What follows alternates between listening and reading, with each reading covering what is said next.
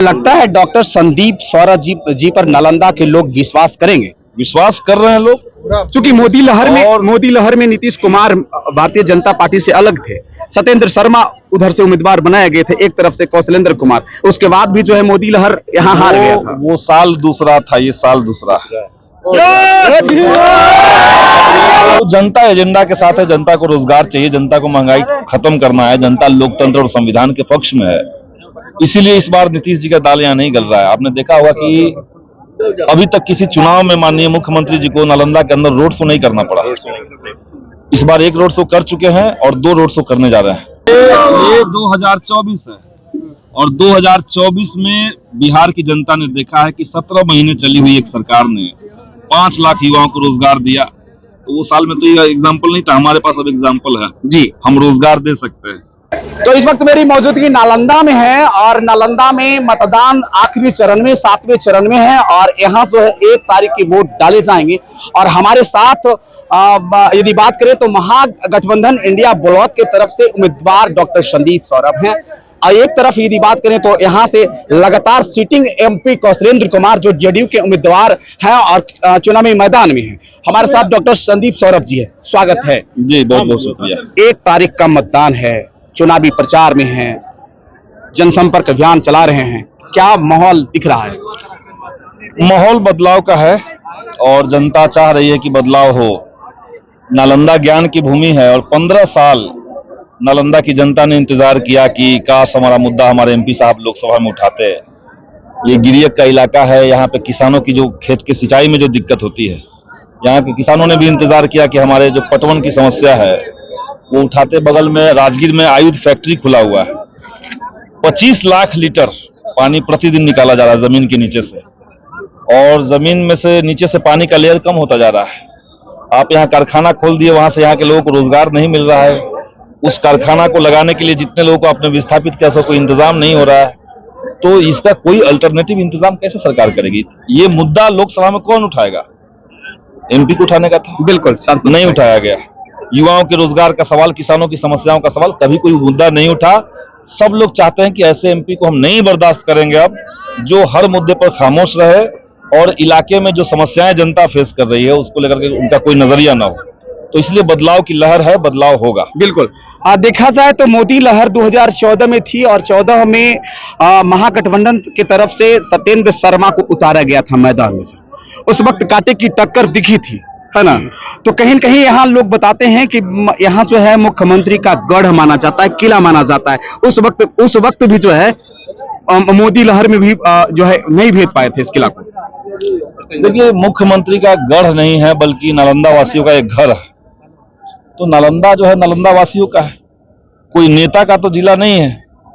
और नेता अगर कभी इधर कभी उधर रहने लगे, पलटने लगे लगातार, तो जनता तो नहीं पलटेगी।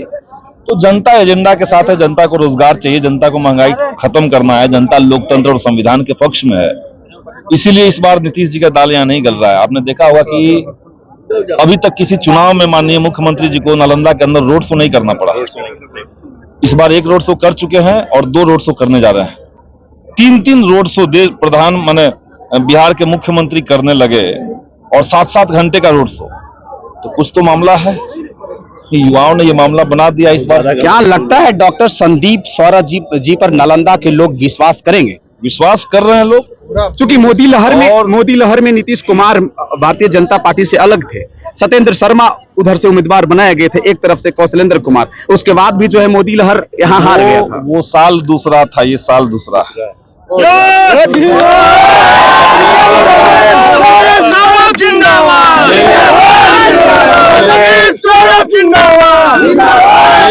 ये 2024 है और 2024 में बिहार की जनता ने देखा है कि 17 महीने चली हुई एक सरकार ने 5 लाख युवाओं को रोजगार दिया। तो वो साल में तो ये एग्जाम्पल नहीं था, हमारे पास अब एग्जाम्पल है जी, हम रोजगार दे सकते हैं। संदीप सौरभ जो उम्मीदवार है वो 3 साल से विधायक के रूप में युवाओं के सवाल पे, शिक्षकों के सवाल पे, शिक्षा और रोजगार के सवाल पे, गरीबों के तमाम मांगों के मुद्दे पर संघर्ष किया। सदन के अंदर भी, सदन के बाहर भी लाठियां खाए हैं विधायक रहते हुए जी। तो ये लोग देख रहे हैं। तो इसलिए स्थिति अब पहले जैसी नहीं रही और मोदी जी का जो आप लहर कह रहे हैं, 2014 की भी मैं बात कर रहा हूं, वो सब प्रायोजित लहर था। उसमें अरबों रुपए खर्च किए गए थे, मीडिया मैनेज किया गया था, इमेज मेक ओवर वाली दुनिया भर की कंपनियों को हायर किया गया था और उन कंपनियों ने ऐसा एक परसेप्शन बनाया। और देश में मीडिया अगर एक तरफा चीजें दिखाने लगे तो जनता को तो मीडिया से ही कनेक्टिविटी है, नेता से तो डायरेक्ट नहीं है। बिल्कुल, तो ये हुआ था 14 में भी, यही हुआ था 19 में, लेकिन इस बार जनता भी ये समझ रही है कि जो गोदी मीडिया है, मैं आप लोग के चैनल की बात नहीं कर रहा हूं जी, लेकिन जो राष्ट्रीय चैनल है, जो दिन रात पीएमओ से आए हुए खबरों को ही दिखाता है, उसके अलावा कुछ बोल नहीं सकता है। आप लोग तो कम से कम साहस करते हैं, मेहनत करते हैं, जमीन पे जाकर के ग्राउंड रिपोर्टिंग करते हैं। तो बाकी जो मीडिया है, मेन धारा की मीडिया, उसको जनता जान गई है, इसलिए जनता अब उन पे यकीन नहीं कर रही है। तो ये 24 का समय है और ये सबको यकीन हो गया है।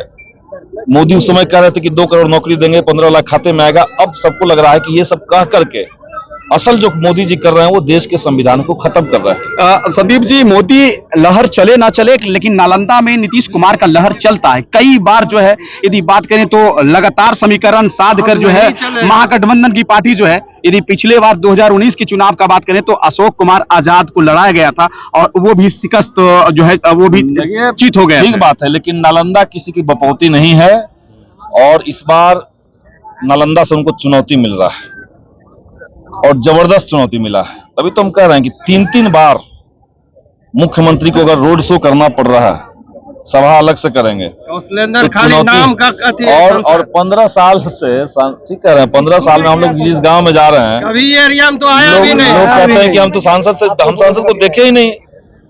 तो आपने देखे ही नहीं, सुने ही नहीं, न कभी उनको टीवी में देखे कि लोकसभा में कुछ मुद्दा उठा रहे हैं। तो सब लोग संदीप सौरभ जी जीत कर यदि पार्लियामेंट जाते हैं तो नालंदा के लोगों को क्या देंगे? नालंदा के तमाम मुद्दों को देखिए, तो नालंदा का सवाल, बिल्कुल नालंदा का सवाल देश का सवाल है। अभी के समय में महंगाई है, रोजगार है, गरीबों को 200 यूनिट बिजली का सवाल हम लोग उठाए हुए हैं। हर गरीब परिवार के 1-1 लाख, महिलाओं को 1-1 लाख रुपए उनको खाते में मिले साल में। तो ये सब मामले देश के हैं, लेकिन नालंदा का अलग से जो है, एक तो यहाँ पे बड़े पैमाने पर जो किसानों की जमीनें ली गई हैं और अभी तक मुआवजा नहीं मिला है, एक वो मुद्दा है। किसानों की सिंचाई का सवाल, ये बड़ा सवाल है। गिरियक में ही आप देखिए, किसानों की सिंचाई का भीषण दिक्कत है। बगल में राजगीर में आयुध फैक्ट्री खुला हुआ है और 25 लाख लीटर पानी आप हर दिन निकाल रहे हैं। उधर से 5 मशीन लगा दिया गया है और पूरा नीचे का पानी सूख रहे हैं। गांव में पानी पीने का हाहाकार मचा हुआ है।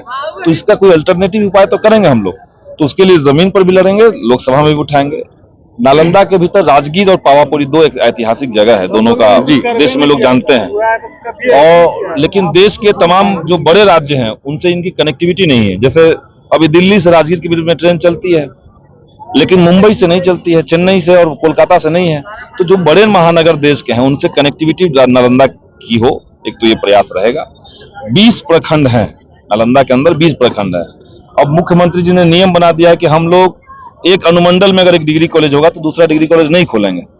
तो इस लिहाज से अगर देखा जाए तो यहाँ 20 में से केवल 5 या 6 में ही डिग्री कॉलेज है, बाकी 15 में नहीं।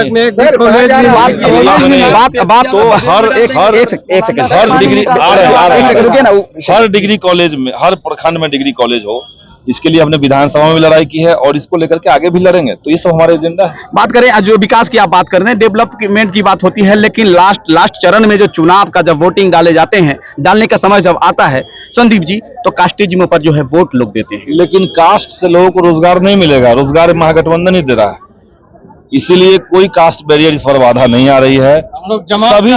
सभी जाति के लोग इस बार इंडिया अलायंस को वोट कर रहे हैं। नालंदा के अंदर 3 तारा जो है, आपको मैं बता दूं कि नीतीश कुमार जी के गांव से उनसे ज्यादा वोट हम लोग को आ रहा है। लाएंगे, लेकिन वोट लाएंगे। दूसरी तरफ बात करें तो तेजस्वी प्रसाद और लालू प्रसाद यादव पर पूरा जो है हावी हो रहे हैं। डिप्टी सीएम सम्राट चौधरी जी मंचों से कह रहे हैं कि अब लालू के गुंडों को चुनाव के बाद हिसाब करेंगे, तो ठूस कर जो है हम जेल के सलाह के पीछे भी रहेंगे।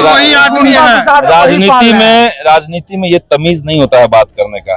कोई हवलदार नहीं है सम्राट चौधरी, ये बोलने का तो उनका हक ही नहीं है कि हम सबको उल्टा टांग देंगे। कोई बात बोले थे कि पगड़ी उतार देंगे और देखिए, ये भाजपा के लोगों का जो बयान देने का तरीका है, ये बौखलाए हुए हैं। तेजस्वी यादव कह रहे हैं कि हम सबको जेल में डाल देंगे, उनको जमानत लेना पड़ जाएगा, तेजस्वी जी को जेल में डाल देंगे।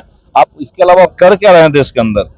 आप विपक्ष को चुनाव में नहीं हरा पाते हैं तो बेईमानी करने की कोशिश करते हैं।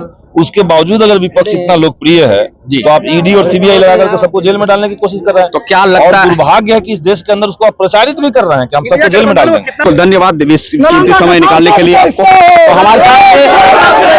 हमारे साथ में संदीप सौरभ थे, जो बेबाक तरीके से सारे प्रश्नों का जवाब दिया और बताया कि अब यूथ का इंडिया है, युवाओं का इंडिया है, जो रोजगार की बात करेगा, काम की बात करेगा, वही देश पर राज करेगा।